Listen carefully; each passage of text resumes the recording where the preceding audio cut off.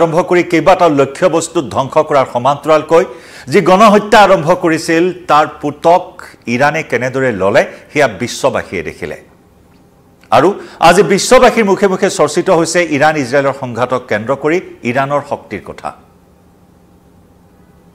ইৰাণৰ শক্তিত হিৰনত কৰিলে নেকি কৰবাত ইজৰাইল আৰু আমেৰিকাই যাৰ বাবে অতি তৎপৰতাৰে ডোনাল্ড ট্ৰাম্পে যুদ্ধ বিৰতিৰ ঘোষণা কৰিবলগীয়া হ'ল যি ইজৰাইলৰ প্ৰধানমন্ত্ৰী বেঞ্জামিন নেতান্যাহুৱে কেতিয়াও বশ্যতা স্বীকাৰ নকৰে কোনো শক্তিৰ ওচৰতে বশ্যতা স্বীকাৰ কৰা নাই ইজৰাইলক জোকাই লোৱা প্ৰতিটো শক্তিকে সমুচিত প্ৰত্যুত্তৰ দিয়াত সিদ্ধহস্ত ইজৰাইল আৰু সেই ইজৰাইল বা আমেৰিকা কৰবাত ভয় খালে নেকি ইৰাণৰ শক্তি দেখি আৰু যাৰ বাবে খৰখেদাকৈ যুদ্ধ বিৰতিৰ ঘোষণা কৰিলে আমেৰিকাৰ ৰাষ্ট্ৰপতি ডোনাল্ড ট্ৰাম্পে এতিয়া চৰ্চা চলিছে সমগ্ৰ বিশ্বত যে ইৰাণে কেনেকুৱা ধৰণৰ ক্ষেপণাস্ত্ৰ প্ৰয়োগ কৰি দৰ্পচূৰ্ণ কৰিলে আমেৰিকা আৰু ইজৰাইলৰ নমস্কাৰ প্ৰিয় দৰ্শক মই জয়ন্ত মাধৱ গোস্বামী আপোনাক স্বাগতম জনাইছো নিউজ 18 অসম নৰ্থ ইষ্টৰ ডিজিটেল লাইভলৈ আৰু ডিজিটেল লাইভত এই চৰ্চিত বিষয়টো এই মুহূৰ্তত লৈ আহিছো যে কি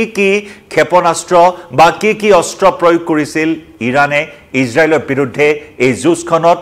ইজৰাইলে নহয় আনকি আমেৰিকাৰ বিৰুদ্ধে সুপাৰ পাৱাৰ আমেৰিকাৰ বিৰুদ্ধেও আক্ৰমণ কৰিবলৈ দুঃসাহস দেখুৱালে ইৰাণে আৰু তাতেও এক প্ৰকাৰ এক সফল অভিযান আমেৰিকাৰ বিৰুদ্ধে কৰি দেখুৱালে ইৰাণে 13 জুনত ধৈৰ্যৰ বান্ধ ছিগি ইৰাণে আৰম্ভ কৰিছিল প্ৰত্যাক্ৰমণৰ যাত্ৰা প্ৰতিশোধৰ যাত্ৰা য'ত নেকি ইৰাণৰ তিনিটাকৈ পাৰমাণৱিক ঘাটিত আক্ৰমণ সামৰিক ঘাটিত আক্ৰমণ সেনাৰ শিবিৰত আক্ৰমণ কৰি এফালৰ পৰা ধ্বংসযজ্ঞ চলাইছিল ধ্বংসলীলা পাতিছিল ইজৰাইলৰ ক্ষেপণাস্ত্ৰৰে ইৰাণত য'ত নেকি 10 গৰাকীকৈ শীৰ্ষস্থানীয় সামৰিক বিষয়া সেনা প্ৰধান পৰমাণু বিজ্ঞানিক এজনকৈ হত্যা কৰিছিল ইজৰাইলে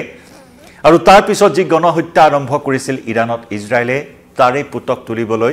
ইৰাণৰ ৰাজপথলৈ ওলাই আহিছিল সাধাৰণ জনতা ইৰাণ চৰকাৰক দাবী জনাইছিল যে অতি শীঘ্ৰেই ইজৰাইলৰ বিৰুদ্ধে ব্যৱস্থা গ্ৰহণ কৰিব লাগে অতদিনে ক্ষোভৰ জুই জ্বলি আছিল ইৰাণৰ ক্ষোভ পঞ্জীভূত হৈ আছিল ইৰাণৰ কাৰণ হামাছৰ নিশেষ কৰাৰ অভিযানৰ নামত ইজৰাইলে সাধাৰণ পেলেষ্টাইনীৰ ওপৰত যি হত্যাযজ্ঞ চলাই আছে 2023 চনৰ পৰা সামৰিক অভিযানেৰে 60,000ৰো অধিক পেলেষ্টাইনী নাগৰিকক হত্যা কৰিছে গাজা ষ্ট্ৰিপত আৰু তাৰে পুতক তুলিবলৈ ইৰাণে বিভিন্ন সময়ত বিভিন্ন মাধ্যমেৰে চেষ্টা চলাইছে হামাছৰ সমান্তৰালকৈ হুথিক প্ৰয়োগ কৰি হিজবুল্লাহ প্ৰয়োগ কৰি বিভিন্ন প্ৰকাৰেৰে ইজৰাইলক অস্থিৰ কৰাৰ চেষ্টা চলাই আহিছিল আৰু অৱশেষত ইজৰাইলে যেতিয়া ইৰাণ আক্ৰমণ কৰিবলৈ আনুষ্ঠানিকভাৱে আগবাঢ়ি আহিল আৰু তাৰ পিছত থমকি নৰল ইৰাণৰ জনতাৰ দাবীৰ প্ৰতি সন্মান জনাই ইৰাণে অৱশেষত জপিয়াই পৰিল বাঘ সিংহৰ দৰে জপিয়াই পৰিল ইজৰাইলৰ ওপৰত ধৈৰ্যৰ বান্ধ ছিগি 13 জুনত প্ৰত্যাক্ৰমণ আৰম্ভ কৰিলে হাজাৰৰো অধিক ড্ৰোন আৰু শতাধিক মিছাইল নিক্ষেপ কৰিলে ইজৰাইললৈ 2000 দূৰত্ব ভেদি এই মিছাইলে থকা সৰকা কৰিলে ইজৰাইলক ইজৰাইলৰ ঘন জনবসতিপূৰ্ণ চহৰ সমূহক টাৰ্গেট কৰি ললে হাইফা ইজৰাইলৰ সমান্তৰালকৈ জেৰুজালেম তেল আভিভ সকলো এফালৰ পৰা তছনছ কৰি পেলালে আৰু তাৰ পিছত আৰু থমকি ৰোৱা নাই ইৰাণ এটাৰ পিছত আনটো শক্তিশালী অস্ত্ৰ এটাৰ পিছত আনটো শক্তিশালী বান প্ৰয়োগ কৰিছে ইজৰাইলৰ বিৰুদ্ধে ইৰাণে যুদ্ধৰ সপ্তমটো দিনত ইজৰাইলৰ বিৰুদ্ধে ইৰাণে প্ৰয়োগ কৰিলে এক বিশেষ বজ্ৰবান আৰু সেয়া আছিল ফাটাহ 1 হাইপাৰসনিক মিছাইল সেই হাইপাৰসনিক মিছাইল ফাটাহ 1 প্ৰয়োগ কৰি এক প্ৰকাৰ অস্থিৰ কৰি তুলিলে ইজৰাইলক ধ্বংসযজ্ঞ ইৰাণত চলোৱা ধ্বংসযজ্ঞতকৈ দুগুণেই ধ্বংসযজ্ঞ চলালে ইৰাণৰ এই শক্তিশালী মিছাইলে আৰু সেই ধ্বংসযজ্ঞৰ যাত্ৰা চলি থকাৰ সময়তে ইৰাণে তাৰ পিছত প্ৰয়োগ কৰিলে আন এক বিশেষ ব্ৰহ্মাস্ত্ৰ আৰু সেই ব্ৰহ্মাস্ত্ৰ হৈছে সেজিল ব্ৰহ্মাস্ত্ৰ এক শক্তিশালী ক্ষেপণাস্ত্ৰ প্ৰয়োগ কৰি এক প্ৰকাৰ নিদ্ৰাহৰণ কৰিলে ইজৰাইলৰ প্ৰধানমন্ত্ৰী বেঞ্জামিন নেতান্যাহুৱে যি মিছাইল যি ব্ৰহ্মাস্ত্ৰই ইজৰাইলৰ শক্তিশালী আইৰন ডোম ব্যৱস্থাক প্ৰতিহত কৰি ধ্বংসযজ্ঞ চলালে প্ৰধান চহৰসমূহত থকা মুখ্য কাৰ্যালয়সমূহ মোছাদৰ মুখ্য কাৰ্যালয়ৰ পৰা আৰম্ভ কৰি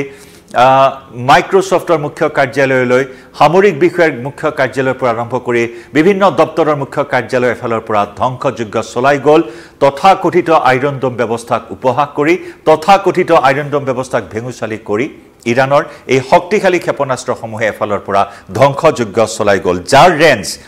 এই সেজিল মিসাইল স্টেজ 2 দ্বিতীয় প্ৰজন্মৰ এই সেজিল মিসাইলে এফালৰ পৰা ধ্বংসযজ্ঞ চলালে যাৰ 2000 পৰা 2500 কিলোমিটাৰ পৰ্যন্ত এই ৰেঞ্জ সামৰিব পাৰে এই শক্তিশালী দ্বিতীয় প্ৰজন্মৰ মিসাইলে য'ত নেকি এই ক্ষেপণাস্ত্ৰৰ দৈৰ্ঘ্য হৈছে 59 ফুট যথেষ্ট দীৰ্ঘ দূৰত্বৰ এটা মিসাইল ই 700 কিলোগ্ৰাম পেলোড কঢ়িয়াই নিব পাৰে গতিকে এই ক্ষেপণাস্ত্ৰ অতিশয় পৰিচালনাযোগ্য আৰু ইয়াক ডান্সিং মিসাইল বুলি কোৱা হয় ইমানে শক্তিশালী যে মুহূৰ্তৰ ভিতৰতে চকুৰ পছাৰতে এটা অঞ্চল ধ্বংস কৰি পেলাব পৰা এটা ক্ষমতা থকা এটা মিসাইল য'ত নেকি এই ক্ষেপণাস্ত্ৰই অতি কম সময়ৰ ভিতৰতে ধ্বংসযজ্ঞ চলালে ইজৰাইলৰ প্ৰধান চহৰ 6 পৰা 10খনকৈ চহৰত ধ্বংসযজ্ঞ চলালে যি অতি শক্তিশালী বেগেৰে গতি কৰে নিজৰ লক্ষ্যত অতি নিখুঁতভাৱে লক্ষ্য নিৰ্ধাৰিতভাৱে আক্ৰমণ কৰাৰ সক্ষমতা আছে এই শক্তিশালী মিসাইলৰ গতিকে শক্তিশালী এই সেজিল মিসাইল ফাটাহ 1 ধ্বংসযজ্ঞৰ জুই মাৰ জুৱাই নাই তাৰ পাছতে এই সেজিল মিসাইল প্ৰয়োগ কৰিলে ইজৰাইলে মুঠৰ ওপৰত এনেদৰে এটাৰ পিছত আন্তঃ শক্তি প্ৰয়োগ কৰি ইজৰাইলৰ নিদ্ৰাহৰণ কৰিলে ইজৰাইলৰ প্ৰধানমন্ত্ৰী বেঞ্জামিন নেতানেহু নিদ্ৰাহৰণ কৰিলে আৰু তাতেই ইজৰাইলৰ প্ৰধানমন্ত্ৰী গৰাকীয়ে আমেৰিকা পালেগৈ আমেৰিকাত গৈ আমেৰিকাৰ ৰাষ্ট্ৰপতি আমেৰিকাৰ উপৰাষ্ট্ৰপতিক সাক্ষাৎ কৰি আমেৰিকা এই যুদ্ধখনত নামি পৰিব লাগে বুলি বাৰে বাৰে অনুৰোধ কৰিলে খাটনি ধৰিলে আৰু অৱশেষত আমেৰিকাই কি সিদ্ধান্ত ল'ব সেই অপেক্ষাত আছিল বিশ্ববাসী আৰু সকলোকে অবাক কৰি আমেৰিকাই হঠাৎ ইজৰাইলে চলোৱা সেই লক্ষ্যস্থান ইৰাণৰ সেই সমূহ লক্ষ্যস্থান য'ত পাৰমাণৱিক ঘাটি পৰমাণু অস্ত্ৰ কোনোপধ্যে ইৰাণক নিৰ্মাণ কৰিবলৈ নিদিয়ে এয়াই হৈছে লক্ষ্য ইজৰাইল আমেৰিকাৰ আৰু ইজৰাইলৰ লক্ষ্যক পুনৰ আকৌ লক্ষ্য কৰি লৈ আক্ৰমণ আৰম্ভ কৰিলে আমেৰিকাই পঞ্চম প্ৰজন্মৰ শক্তিশালী B2 বিমানেৰে ইৰাণে তছনছ কৰিলে ইজৰাইলৰ সামৰিক ঘাটি ইজৰাইলৰ পাৰমাণৱিক ঘাটি এইবাৰ ইজৰাইল ভয় খোৱা নাই আমেৰিকাৰ এই আগ্ৰাসনতো থমকি ৰোৱা নাই ইৰাণ আমেৰিকাৰ দৰে সুপাৰ পাৱাৰকো ৰঙা চকু দেখুৱাবলৈ দুঃসাহস কৰিলে ইৰাণে তাৰ বাবে কাটাৰত থকা আমেৰিকাৰ সেনাবাহিনীৰ কেন্দ্ৰবিন্দুত 90টাকৈ মিসাইল নিক্ষেপ কৰি থকা সৰকা কৰি পেলালে কেৱল কাটাৰে নহয় ইৰাকত থকা আমেৰিকাৰ সেনা ঘাটি লগতে সিৰিয়াত থকা সামৰিক ঘাটিটো আক্ৰমণ চলালে আমেৰিকাৰ সেনাৰ শিবিৰত আক্ৰমণ চলাই যেন থৰকাচুটি হেৰুৱাই পেলালে আমেৰিকাৰ ইৰাণে সৰ্বশেষত ইৰাণে কেইবাটাও শক্তিশালী মিসাইল প্ৰয়োগ কৰিছিল তাৰ ভিতৰত আমি ফাটাহৰ কথা কলো সেজিল স্টেজ 2 মিসাইলৰ কথা কলো য'ত নেকি 2000 কিলোমিটাৰ ৰেঞ্জত আক্ৰমণ কৰিব পৰা সক্ষমতা আছে একেদৰে কায়াম শক্তিশালী আনেক মিসাইল কায়াম প্ৰয়োগ কৰিছে ঘৰ প্ৰয়োগ কৰিছে হজ কাসেম প্ৰয়োগ কৰিছে লগতে সাহেব এই সমূহ ক্ষেপণাস্ত্ৰ প্ৰয়োগ কৰি থৰকাচুটি হেৰুৱাই পেলাইছে ইজৰাইল আৰু আমেৰিকাৰ গতিকে খুৰহাম নামৰ আন এক শক্তিশালী ক্ষেপণাস্ত্ৰ নিক্ষেপ কৰিছে আটাইতকৈ শক্তিশালী ক্ষেপণাস্ত্ৰ খুৰহাম আৰু সেই খুৰহামৰ ৰেঞ্জ প্ৰায় 2000 পৰা 3000 কিলোমিটাৰৰ ৰেঞ্জ যাৰ পেলোড যি পেলোডে প্ৰায় 2000 কিলোগ্ৰাম পেলোড কঢ়িয়াই নিব পাৰে যি ক্ষেপণাস্ত্ৰই প্ৰায় 2000 কিলোগ্ৰাম পেলোড কঢ়িয়াই নিব পাৰে ইমান শক্তিশালী সেই খুৰহাম মিসাইল সৰ্বশেষত প্ৰয়োগ কৰি যেন চকু কপালত তুলিলে আমেৰিকা আৰু ইজৰাইলৰ আৰু তাৰ পিছত ধ্বংসযজ্ঞ দেখি ইৰাণৰ আক্ৰমণৰ ধ্বংসযজ্ঞ দেখি অৱশেষত খৰখেদাকৈ আমেৰিকাই ৰাষ্ট্ৰপতি ডোনাল্ড ট্ৰাম্পে যুদ্ধবিৰতি ঘোষণা কৰিবলৈ বাধ্য হ'ল 24 ঘণ্টাৰ ভিতৰত মঙলবাৰে পুৱাই ঘোষণা কৰিলে যে যুদ্ধবিৰতি হ'ব ইৰাণ আৰু ইজৰাইলৰ মাজত যদিও বা ইৰাণ ইজৰাইলে এই ক্ষেত্ৰত আনুষ্ঠানিক কোনো ধৰণৰ মন্তব্য কৰা নাই কিন্তু বাৰে বাৰে দাবী কৰিলে আমেৰিকাৰ ৰাষ্ট্ৰপতি ডোনাল্ড ট্ৰাম্পে যে যুদ্ধবিৰতি হৈছে ইৰাণ ইজৰাইলৰ মাজত গতিকে এনেকুৱা এটা পৰিস্থিতি সমগ্ৰ বিশ্ব এই মুহূৰ্তত প্ৰত্যক্ষ কৰিছে মধ্যপ্ৰাচ্যৰ এই সংঘাত য'ত আমেৰিকাৰ হস্তক্ষেপে সমগ্ৰ সংঘাতৰ পৰিৱেশ সলনি কৰি দিয়াৰ আশংকা কৰা হৈছিল তৃতীয় বিশ্বযুদ্ধৰ উকমুকনি দেখিবলৈ পোৱা হৈছিল আৰু তাৰ পিছতে ইৰাণৰ শক্তিৰ ওপৰত যেন হীনত হ'বলৈ বাধ্য হ'ল ইজৰাইল আৰু আমেৰিকা এনে ধৰণৰ শক্তিশালী ক্ষেপণাস্ত্ৰ প্ৰয়োগ কৰি ইজৰাইলৰ 6 পৰা 10খনকৈ চহৰ তছনছ কৰি পেলালে 50,000কৈ ইজৰাইলৰ নাগৰিকে এতিয়া ক্ষতিপূৰণ বিচাৰি আবেদন জনাইছে চৰকাৰৰ ওচৰত গতিকে ইমান ক্ষয়ক্ষতি হৈছে আৰু এই সময়ছোৱাত যদিওবা ইৰাণত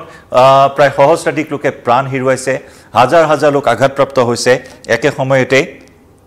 ইজৰাইলতো কেইবাজনে প্ৰাণ হেৰুৱাইছে ইৰাণৰ আক্ৰমণত কেইবাশ লোক আহত হৈছে ইৰাণৰ আক্ৰমণত গতিকে ধ্বংসলীলা